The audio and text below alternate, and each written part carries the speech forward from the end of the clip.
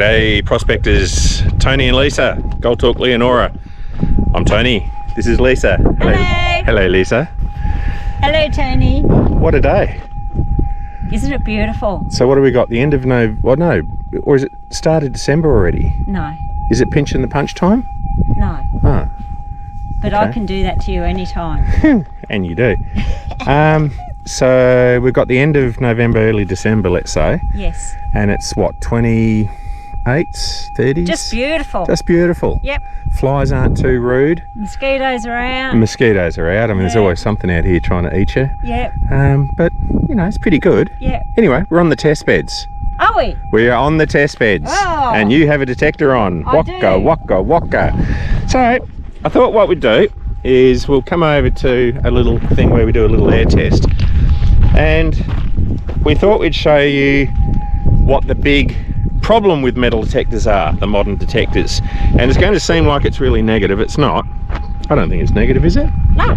Did you bring 50 cents with you? I'll give it to you. Oopsies. I'm not responsible with money. Okay, so here's what we've got. Here's one I prepared earlier. There is a 50-cent coin, and there is a stick with 100mm Duvallaki gradient thingies marked on it. 1, 2, 3, 4, 5, 6, as in 100 mils. And what I'm going to do is place the 50-cent coin on the ground. Am I going all right so far? Yeah, you're going good. Okay. I'm going to unhitch. Okay. Yeah. Unhook. And Lisa's going to run over it. This is just with a 6000.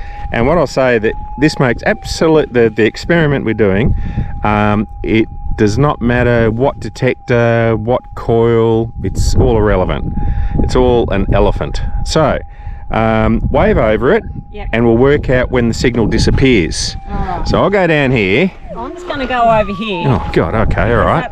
See that little bushy there thing? Yeah, yeah. It's distracting me. I'm having trouble bending down here. I was like, Don't let anything come out. okay. You right? Yep. Yep. Get going. One moment.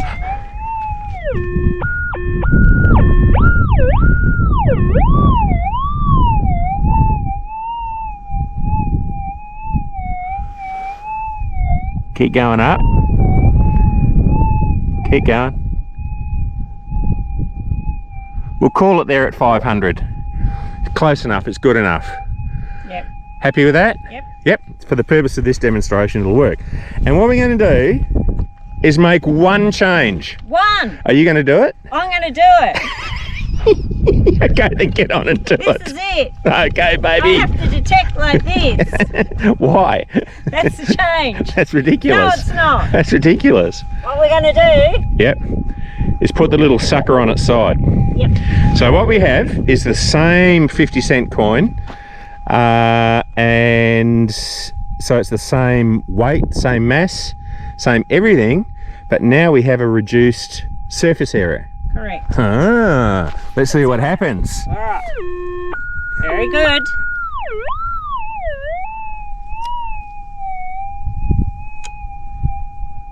I reckon about there, Yep. and I'm going to say 350. Yep.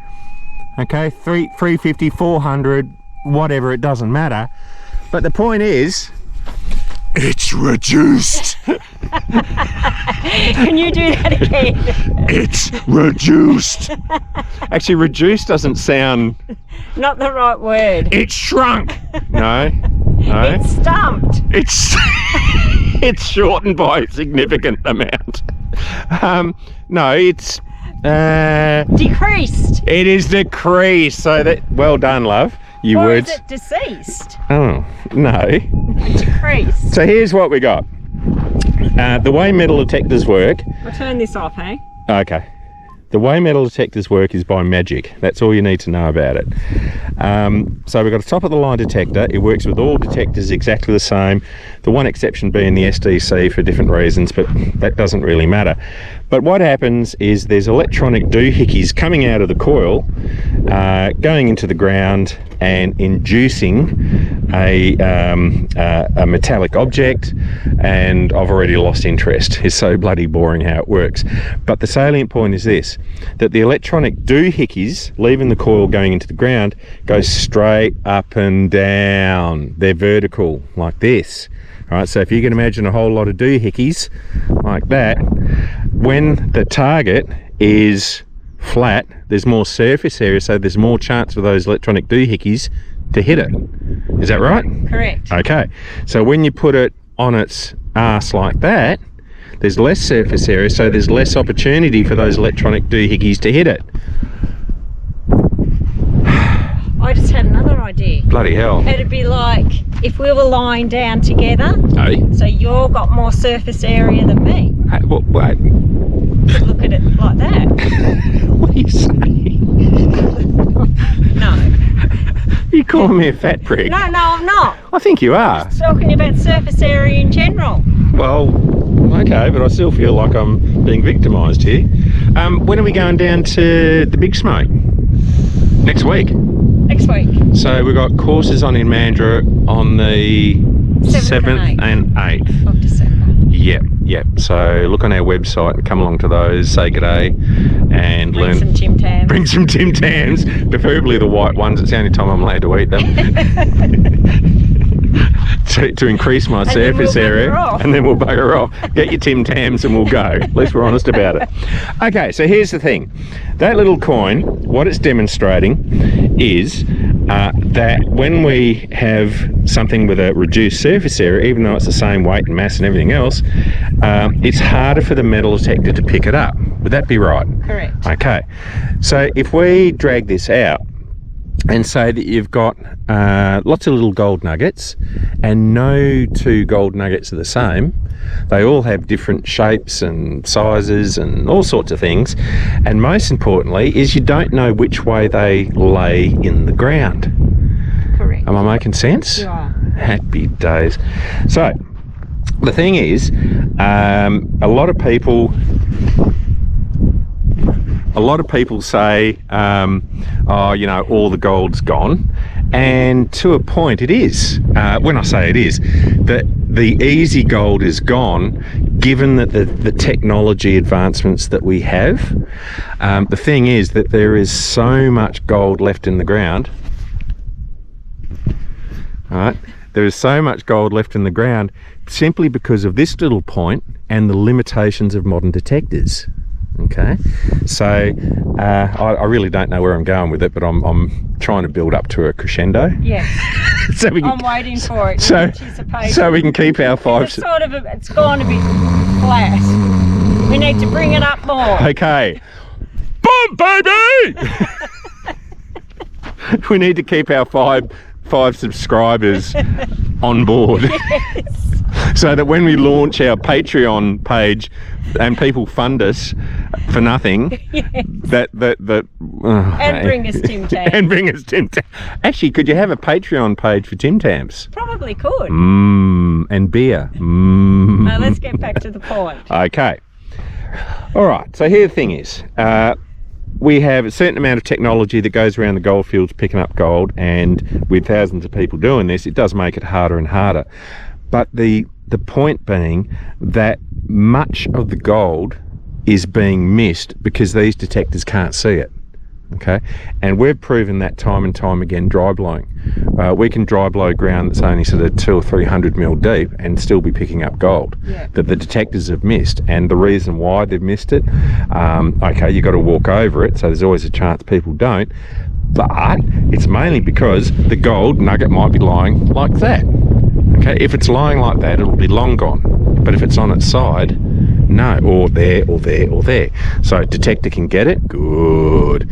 Okay, yep, still got it. Oops, struggling. Ground noise, uh-oh, no, bam, it's blind. The interesting thing is that the technology apparently, and you may not be aware of this, but I'm not an electronics engineer. I know nothing about electronics. I see that where I know that where I see plumes of smoke coming out of machinery and burnt shirts. That's a clue. That's a big clue. Classic. So apparently, and I will stand corrected because this is something I know nothing about, but apparently the technology is already out there in the military sphere, and it's called varied array.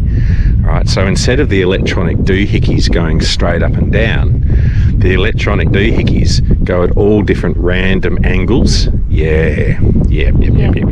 So once, if they ever bring varied array or whatever they call it into the metal detecting world, then that is probably the only time where the goldfields will be new. They'll be gangbusters, and hopefully we've done all our dry blowing by then. I reckon the technology already exists for metal detectors. Why wouldn't it? But why would someone like MineLab release it when they can drip feed us with machines like this? So we can look at it being negative, but we're not negative, are we? No. No. We are not negative. The thing is that we use the best technology we can, and that's great, and we still get gold, and we concentrate on being good prospectors, blah blah blah blah blah. However, there is so much further the technology can go, and there is so much gold left in the ground. We have not even scratched the surface, I reckon. That's positive. And that is the positive point. There's, on any of these patches, you know, particularly the ones that haven't been pushed or dry blown, that we've only just scratched the surface of the detectable gold that's out there, and I reckon that's exciting. There'll be gold being found with detectors for 100 years to come. That's the point. But all of that insane, all of that is just all waffle and bullshit. No. Okay. But just bringing it back to a practical point is, if you get onto a patch of gold, that's lovely. We chain it and we go this way. Yep. Which is very nice, but then we always go crossways, depending exactly what you've just said on the orientation of the nugget, because we mightn't pick it up that way for many of reasons, the surface area, or it might be up on end like that, but if we come in this way, we can get it. So that's back in the olden days with the VLF machines, it used to be the thing that you would grid, you'd grid one way, then you'd grid the other way, then you'd grid at 45 degrees that way, and then at 45 degrees that way. Not anymore. I mean, well, how far do you want to go with it? Well, that's it. Most people haven't got the patience to do that. So anyway, I just thought it'd be worthwhile showing you that. What, that? No, not that. Face like a bashed crab. So see this as a positive, but like a really interesting quirk on sort of the failings of metal detectors, but why there's so much gold left. So we'll be down in the Big Smoke next week. Yes, we will. If you see us around, say g'day. And shout us a coffee. An expensive one. Expensive coffee? Yep. The other day you went to Menzies, thought, I'll have a coffee at Menzies. Yep. $10. $10. Well, hang on. What if the cafe in Menzies is watching out, is one of our 5 subscribers? Oh, I don't care. That's just ludicrous. Well, it's freight. It costs money to freight that coffee up to Menzies. You'll be taking your thermos down there. Yeah, I won't be ever stopping in Menzies again. $10. Can anybody beat $10 for, what was it, large, medium? It was a large flat white. Flat white, 1 sugar. Yeah. Can that be topped? Can that be top page? So what we're doing is we're getting our subscribers participating. Involvement. I think we should go now. Okay. See you, prospectors. Bye. Bye.